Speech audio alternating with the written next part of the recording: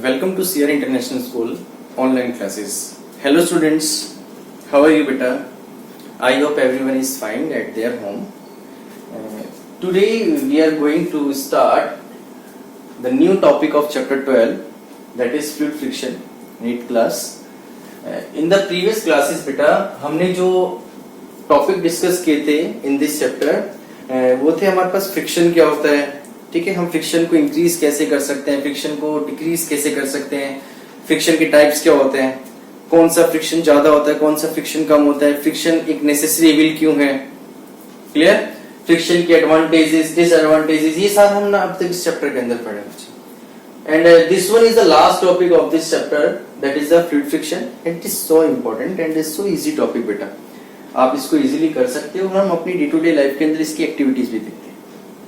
Clear? So let's start, and the topic is fluid friction.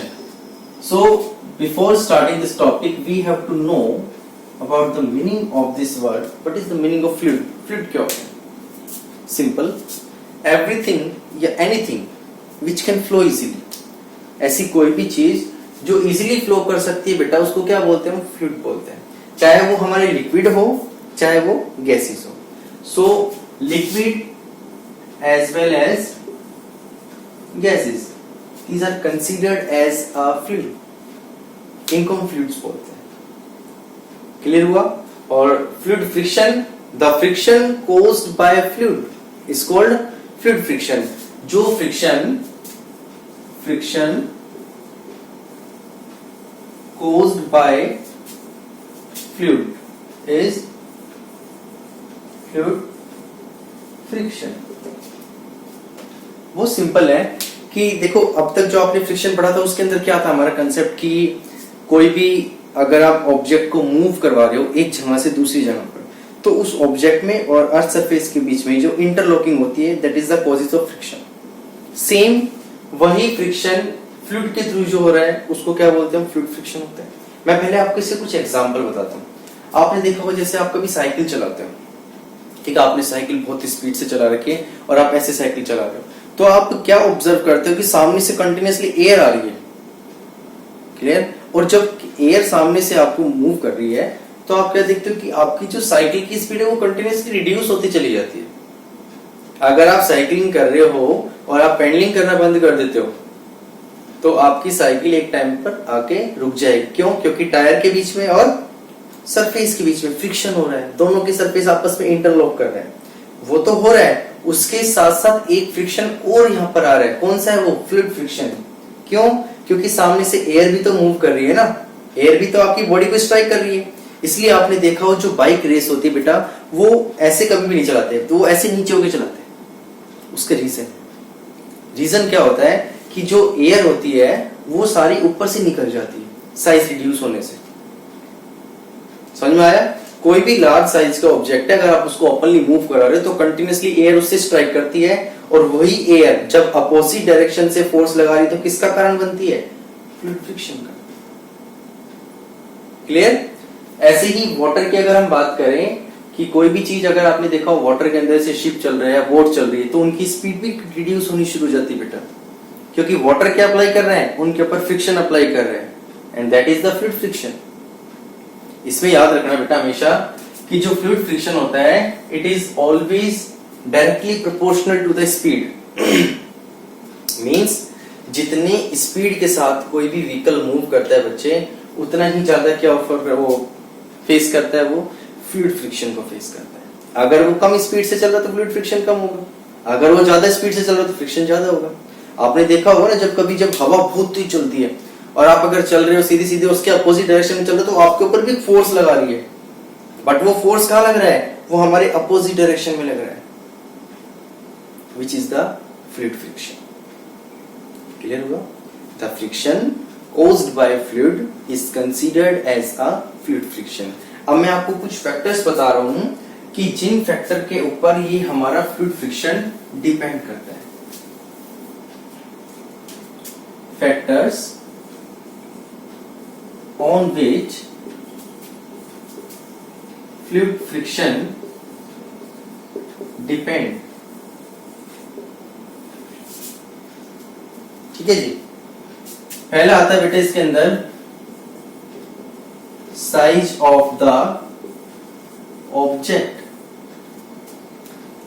देखो suppose करो एक मेरे पास ये ऑब्जेक्ट है और एक मेरे पास ये ऑब्जेक्ट है, दोनों ऑब्जेक्ट इस डायरेक्शन के अंदर मूव कर रहे हैं। क्लियर? सामने से moving air that is wind opposite direction में फ्लो कर रही है। जब वो अपोजिट डायरेक्शन में फ्लो करे तो आप ऑब्जर्व कर सकते हो उसकी स्पीड क्या होगी, कम होती चली जाएगी। और स्पीड कम हो रही है तो इसका मतलब इसके ऊपर क्या अप्लाई हो रहा है, फ्लूइड फ्रिक्शन एग्जिस्ट हो रहा है इसके अंदर कहीं ना कहीं। सेम अब ये भी ऑब्जेक्ट यहां पर मूव कर रहे हैं, यहां भी विंड आ रही है। ठीक है जी।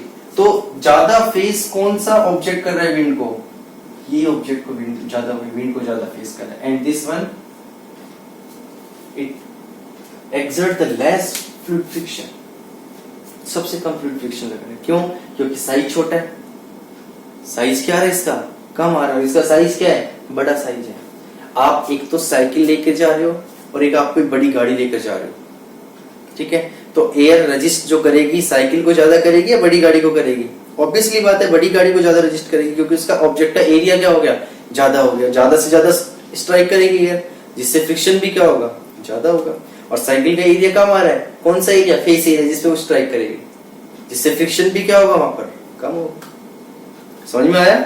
जितनी किसी ऑब्जेक्ट की शेप होगी बेटा बड़ी, उतना ही ज्यादा उसके ऊपर फ्रिक्शन लगेगा। सेकंड आता है जी shape of an object. Shape की बात सुनो, शेप में क्या होता है? एक होती है बेटा स्ट्रीमलाइन शेप।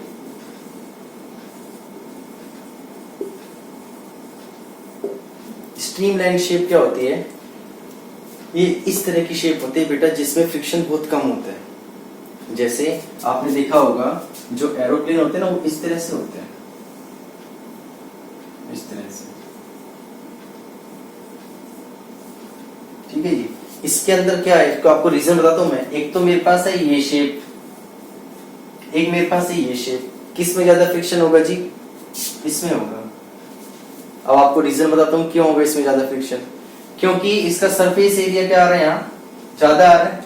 सरफेस एरिया ज्यादा आ रहा है तो ज्यादा से ज्यादा एयर स्ट्राइक करेगी अपोजिट साइड से। इसका सरफेस एरिया सिर्फ ये है, क्योंकि अगर एयर आएगी तो एयर साइड में से निकल जाएगी यहाँ पर, जिससे क्या होगा, इसकी स्पीड के ऊपर बहुत कम फर्क पड़ेगा। इसको बोलते हैं स्ट्रीमलाइन शेप। जितने भी बर्ड्स बेटा उड़ते हैं उनकी जो विंग्स होते हैं, it is just like a streamline shape. इसलिए वो इजीली मूव कर सकते हैं, क्योंकि फ्रिक्शन कम है, एयर के अंदर भी मूविंग कर रहे हैं इजीली। क्लियर हुआ? अब बात करते हैं अगर पानी की, तो जितने भी शिप, बोट, ये सारे होते हैं, ये भी इसी शेप के बने हुए होते हैं ना, इस शेप के। क्योंकि अगर वाटर मूव कर रहा है तो वाटर कंटिन्यूअसली साइड में से निकलता चला जाता है। शेप कम है, एरिया कम आ रहा है, तो इस तरह की शेप को क्या बोलते हैं हम, streamline shape. So by making a streamlined shape, we can reduce the fluid friction. हम क्या कर सकते हैं, फ्लूइड फ्रिक्शन को कम कर सकते हैं। कैसे? अगर हम किसी ऑब्जेक्ट की स्ट्रीमलाइन शेप बना दें, क्योंकि उसमें हम एरिया कम कर देते हैं। जो फ्रंट का एरिया होता है वो कम हो जाता है, एयर साइड में से स्ट्राइक कर जाती है। क्लियर हुआ? गाड़ियां भी आपने देखी होगी, तो गाड़ियों में आगे की जो फेस होता है ना, वो बहुत छोटा होता है, नीचे की तरफ होता है बोनट, ताकि एयर इजीली स्ट्राइक कर सके वहां से। क्लियर हुआ? थर्ड आता है बेटा इसके अंदर नेचर ऑफ द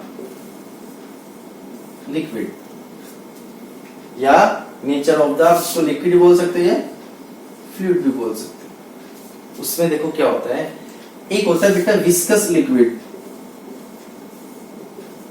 विस्कस का मतलब क्या होता है जी, गाढ़ा।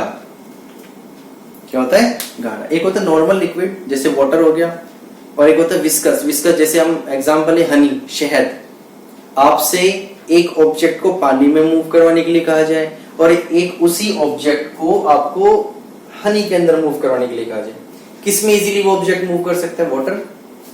क्यों? क्योंकि वो बहुत लाइट है, विस्कोसिटी बहुत कम है, ऑब्जेक्ट इजीली मूव कर जाएगा, तो फ्रिक्शन कम हुआ। और वहीं पर बात करें अगर हम किसी भी विस्कस लिक्विड की, जैसे मैंने भी आपको बताया हनी, तो उसकी विस्कोसिटी ज्यादा होने की वजह से वो ऑब्जेक्ट के ऊपर अपोजिट फोर्स ज्यादा लगाएगा, ऑब्जेक्ट जल्दी से मूव ही नहीं कर पाएगा उसके अंदर, जिससे क्या होगा, फ्लूइड फ्रिक्शन इंक्रीज होगा, ज्यादा से ज्यादा फ्रिक्शन।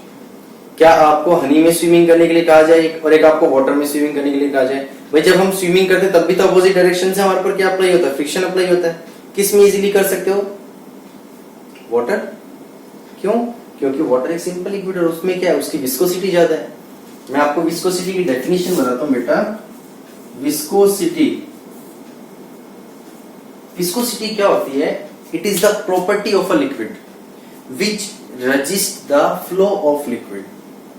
ये एक लिक्विड की वो प्रॉपर्टी होती है जो उस लिक्विड को फ्लो होने से रजिस्ट करती है। रजिस्ट मतलब रोकना। अगर आपने एक सरफेस पर दूध गिरा दिया, वो यूं ही बह जाएगा सीधा इजीली। आपने एक बोतल से वहां पर शहद डाल दिया, तो क्या जिस तरह से स्पीड से मिल्क बहता है उसी स्पीड से शहद जा सकता है? क्यों?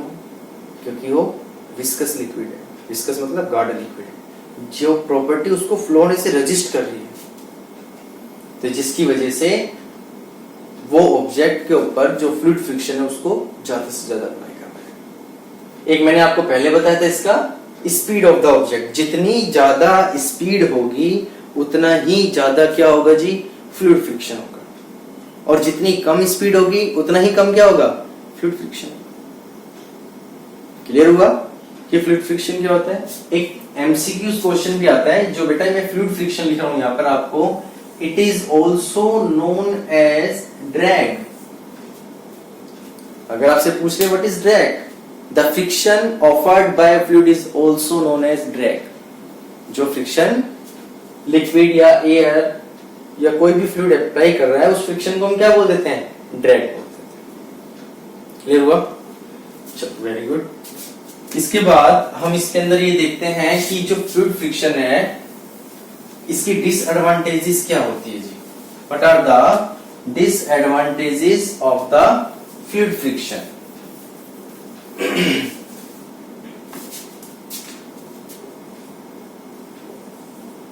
Disadvantages of fluid friction. First भाई एक सबसे बड़ी डिसएडवांटेज तो क्या है कि कोई भी ऑब्जेक्ट अगर किसी भी फ्लूइड में मूव कर रहा है तो उसकी स्पीड रिड्यूस हो जाती है। रिड्यूस मतलब कम होती चली जाती है। जितना ज्यादा फ्रिक्शन होगा उसकी स्पीड उतनी क्या होगी, कम होगी। तो ये उसकी डिसएडवांटेज हो गई ना। भाई आप साइकिल चला रहे हो और आपके सामने आपको पता है बहुत तेज हवा चल रही है, आपने 2-3 बार पेडलिंग करी और कुछ देर बाद जाके आपकी साइकिल रुक गई। क्यों रुकी जी? सामने से फ्लूइड फ्रिक्शन आ रहा है, जिसकी वजह से हमारी साइकिल की स्पीड क्या हो रही है, रिड्यूस होती जा रही है। गाड़ियों की स्पीड भी क्या हो जाएगी, रिड्यूस। एक टाइम अगर हमने रेस देना बंद कर दे तो गाड़ी अपना भी रुक जाएगी। क्यों? क्योंकि अपोजिट फोर्स अप्लाई हो रहा है हमारी गाड़ी पे। तो पहली डिसएडवांटेज मतलब इसकी क्या है कि एक तो ये ऑब्जेक्ट की या व्हीकल की स्पीड को रिड्यूस कर देता है। सेकंड अगर हम बात करें, it due to the fluid friction we have to loss of energy. हमें ज्यादा से ज्यादा एनर्जी का नुकसान होता है। क्यों? भाई ऑब्जेक्ट अगर हमारा रुकेगा तो हम उसको और ज्यादा एनर्जी प्रोवाइड करवाएंगे, हमारी एनर्जी ज्यादा कंज्यूम हो रही है ना ऑब्जेक्ट को मूव करवाने के लिए, तो इसके अंदर हमारे जो एनर्जी है वो ज्यादा से ज्यादा लॉस होता है उसका। Second is loss of more energy, और first is reduce the speed of a moving object. ये दोनों डिसएडवांटेजेस है। अब बात करें अगर हम इसकी एडवांटेजेस ऑफ फ्लूइड फ्रिक्शन। पहला देखो जी क्या होता है इसके अंदर। सपोज करो ये हमारे पास एक विंड मिल है,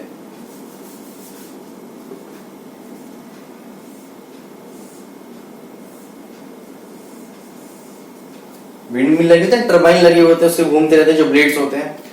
अब वो अगर स्टेबल रखी हुई एक जगह पर, हवा चल रही है, तो आपने क्या देखा इसको कि जो इसकी विंड मिल है, ये जो इसके ब्लेड्स हैं ये क्या करते हैं, रोटेट करना शुरू कर देते हैं। क्यों रोटेट कर रहे हैं जी? एयर फोर्स अप्लाई कर रही है इसके ऊपर, जो एयर फ्रिक्शन अप्लाई कर रही है जिसको हम फोर्स बोलते हैं वो अप्लाई हो रहा है इसके ऊपर। तो ये इसकी एडवांटेज हो गई ना, जिसकी वजह से ऑटोमेटिकली क्या होगा, टरबाइन मूव करेगा और जिससे हम विंड मिल मूव करा सकते हैं या इलेक्ट्रिसिटी जनरेट करा सकते हैं। That is the biggest advantage of the fluid friction. Second thing भी यही सेम आता है इसके अंदर कि यही केस अगर हम वाटर के अंदर ले तो वाटर के अंदर भी क्या होता है, जो जनरेटर में टरबाइन लगे हुए होते हैं बेटा, वाटर के फ्रिक्शन की वजह से वो टरबाइन रोटेट करते हैं और जब टरबाइन रोटेट करते हैं तो उससे क्या होता है, जनरेटर मैकेनिकल एनर्जी को इलेक्ट्रिकल एनर्जी के अंदर कन्वर्ट करता है। क्लियर हुआ? विंड मिल के अंदर और वाटर के अंदर जो टरबाइन हम यूज कर रहे हैं जनरेटर के अंदर, उस फ्रिक्शन की वजह से वो मूव करते हैं जिससे इलेक्ट्रिकल एनर्जी हमें ऑब्टेन होती है। ऐसे ही प्रोपेलर होते हैं बेटा, प्रोपेलर बोलते हैं ब्लेड को। जैसे आपने देखा होगा पहले के टाइम में ना जो एयरक्राफ्ट होते थे उसमें ब्लेड लगे होते थे पीछे, उनको थोड़ा सा भी मूव करवाते थे तो एयर फ्रिक्शन की वजह से ब्लेड मूव करने शुरू कर देते थे। जब ब्लेड मूव करेंगे तो फ्रिक्शन ज्यादा हो रहा है जिसकी वजह से वो एयरक्राफ्ट उड़ना शुरू कर देता है। सेम एज बोट के अंदर होता है, पहले जो बोट आती थी उसके अंदर प्रोपेलर लगे होते थे। प्रोपेलर हम ब्लेड्स को बोलते हैं बेटा, जो पीछे टरबाइन की फॉर्म में लगे होते हैं। फ्रिक्शन की वजह से जैसे वाटर उसके ऊपर फॉल हो रहा है वो रोटेट करना शुरू कर देते हैं और वो ऑब्जेक्ट मूव करना शुरू कर देते हैं। क्लियर हुआ? तो ये आपका टॉपिक था फ्लूइड फ्रिक्शन का कि फ्लूइड फ्रिक्शन क्या होते हैं, फ्लूइड्स क्या होते हैं, इसका दूसरा नाम क्या होता है जिसको मैंने आपको बताया भी, ड्रैग। हम कैसे फ्रिक्शन को रिड्यूस कर सकते हैं। आपसे पूछा जाए how will you reduce the fluid friction, तो by make an object streamline shape. अगर हम उस ऑब्जेक्ट की शेप को स्ट्रीमलाइन बना दे, आपने देखा होगा ना एरोप्लेन की शेप भी इस तरह से होती है ना, वो क्यों? क्योंकि हम उसका फ्रिक्शन कम करा रहे हैं। ऊपर तो वो एयर में मूव करेगा, अगर बड़ी शेप होगी तो उसकी स्पीड भी कम होगी, एयर का फ्रिक्शन ज्यादा से ज्यादा उसके ऊपर होगा, एनर्जी ज्यादा से ज्यादा यूज होगी। तो जब स्ट्रीमलाइन शेप बनाते हैं तो एक तो एनर्जी का लॉस कम होगा, उसकी स्पीड इंक्रीज होगी और फ्रिक्शन क्या होगा, ऑटोमेटिकली रिड्यूस होता चला जाएगा। समझ में आया? तो आई होप बेटा जो मैंने आपको आज का टॉपिक कवर करवाया है ये आपके अच्छे से समझ में आया होगा। आप इसको एक बार अच्छे से बुक से रीड करना और फिर भी अगर किसी बच्चे को कोई डाउट है तो हम उसको डिस्कस करेंगे क्लास में। Is it clear? So thank you बेटा, God bless you, stay home, stay safe.